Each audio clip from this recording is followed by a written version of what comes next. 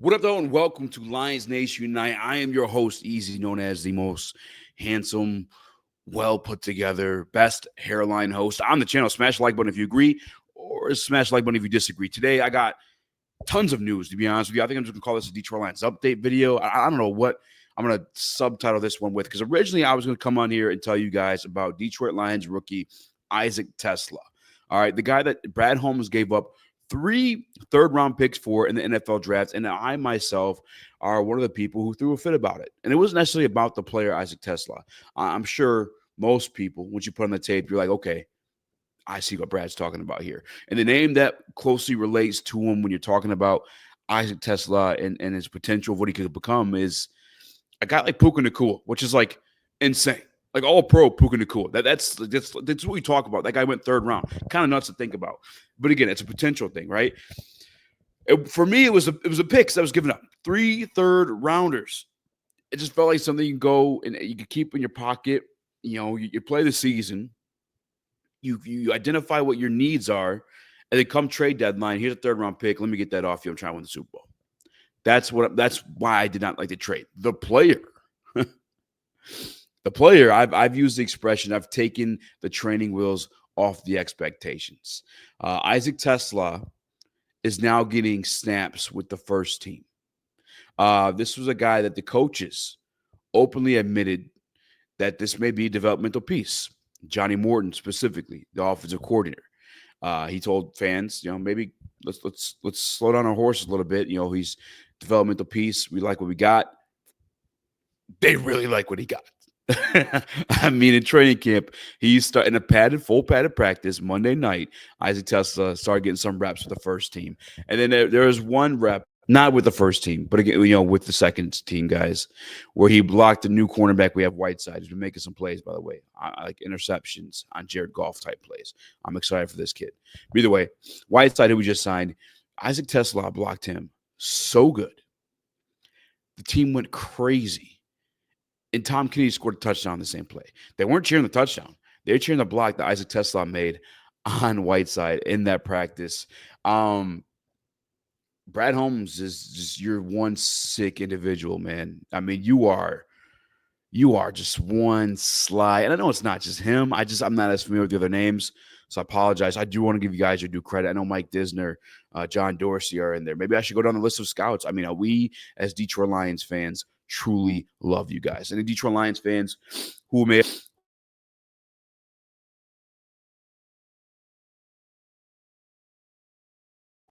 Mike got unplugged. Apologize about that.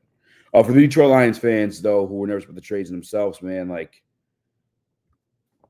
no more, no mas. Like it's looking like it's a pretty damn good draft pick. And I know it's weird, right? Because like usually you see stories like this in training camp. Like we've heard the Dylan Drummonds. We've heard, I believe it's Darius Fontaine was the story last year. But Fontaine, Drummond, those were almost like out of necessity. Like last year, the Fontaine situation, him being like your X wide receiver, looking like he was going to make the roster. Don't forget, we didn't have Tim Patrick until after roster cuts. You know what I'm saying? For the Denver Broncos, we didn't have like a true X wide receiver. We kind of had like force Darius Fontaine into that conversation. And at the end of the day, they were just like, this is not good enough. We can't he's probably the best option we have as a true X wide receiver, but he's not the best option for the X wide receiver. Let's go get Tim Patrick. Boom, the rest is history. A little bit different from Dylan Drummond too. Like Dylan Drummond bust his butt to make the team, and every now and then making plays. I was there for camp with Dylan Drummond, and he was doing well. He was doing well, but it wasn't as well as what we're seeing from Isaac TeSlaa. On top of the fact that Isaac TeSlaa brings you those other attributes too. Like the thing that put him on the radar for Brad Holmes was his blocking. That's also the thing that put Amon-Ra St. Brown on Brad Holmes' radar too. Just another all-pro wide receiver, no big deal. Brad Holmes just knocking it out the park. Speaking of knocking it out the park in the NFL draft, Tyleik Williams starting to flash on tape a little bit now, finally. I said tape, but I'm not there to watch the tape. This is per sources, beat reporters, Justin Rogers, Colton Pouncey, John Macaroon. On Monday night when the Detroit Lions had their night practice, Tyleik Williams was everywhere.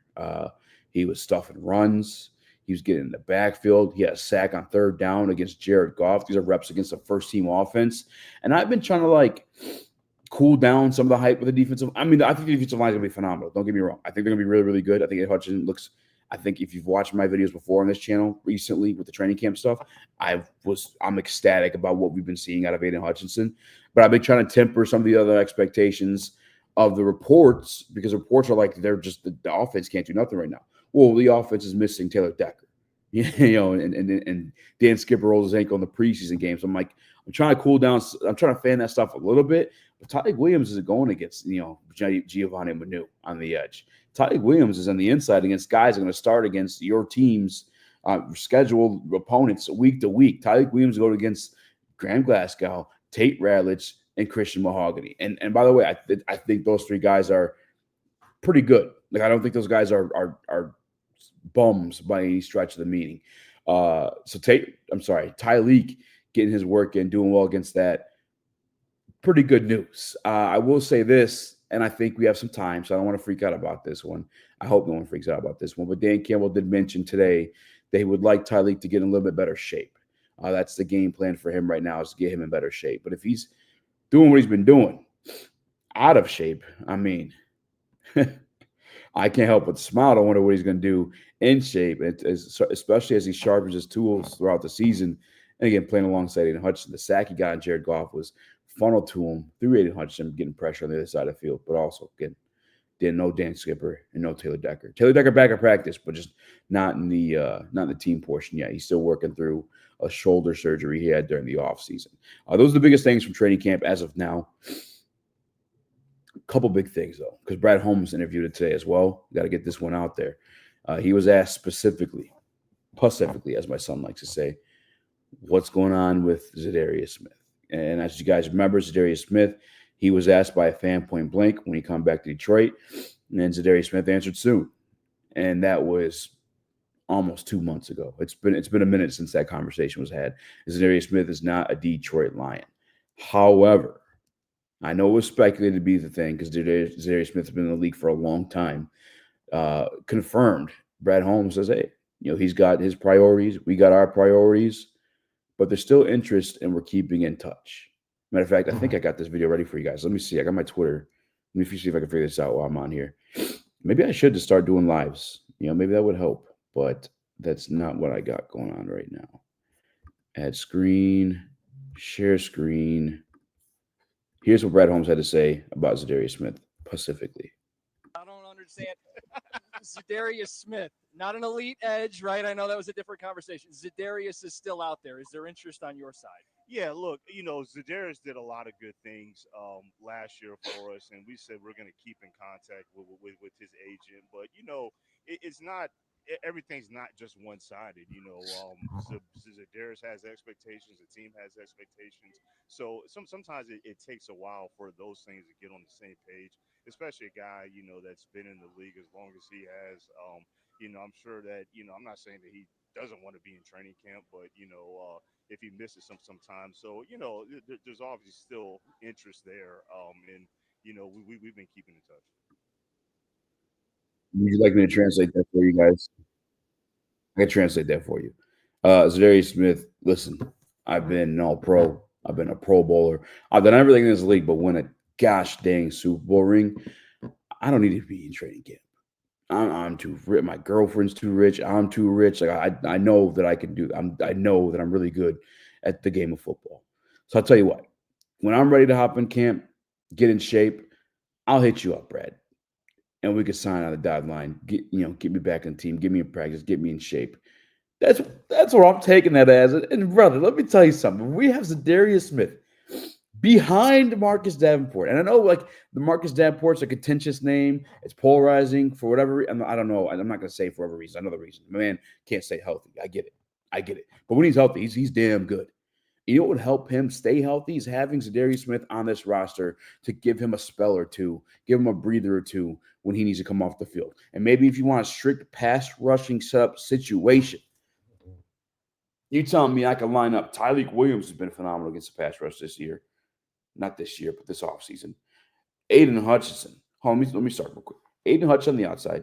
Tyleik on the inside. Za'Darius Smith on the inside. I don't know if you guys paid attention to third downs last year for the Detroit Lions. Za'Darius Smith was on the inside, rushing the quarterback from the inside, still cashing like 5.5 sacks as a Detroit line. Za'Darius Smith on the inside, and then Marcus Davenport on the outside. Brother, I can't. It's tough to contain my excitement about that one, to be honest with you guys. Like, I was getting a little bit nervous that it was Za'Darius interested in the Detroit Lions, and the Detroit Lions weren't reciprocating that. However, Brad Holmes quite literally said, "We're interested in those conversations, not conversations, but well, I mean, whatever, however you end that sentence, we'll keep in touch." I believe is what he said. We're keeping in touch. I mean, until we get to the Super Bowl, the offseason is probably like the most like the best form of hope you could have as a fan. And I'm just like I'm just taking in all the hopium right now. I mean, I'm pretty damn excited. I don't know if it's the coffee. I don't know what it is, but between the Tyleik Williams news, Aiden Hutch being out there and seeing the Aiden Hutchinson situation with my own eyes, Davenport looking good, looking healthy. And then now we might get Za'Darius Smith to add on top of that. Oh, don't forget the secondary has been absolutely destroying it in camp in all the good ways, and in all strings, and all teams. I'm talking from Hallett and Whiteside on the second unit, and Maddox and Rock Yassin to your starters, Terry Arnold, who's out right now with the hamstring injury. Nothing serious. He's just working his way through that one. And DJ Reed. This defense for the Detroit Lions is going to look phenomenal this season. I cannot wait, to be honest with you.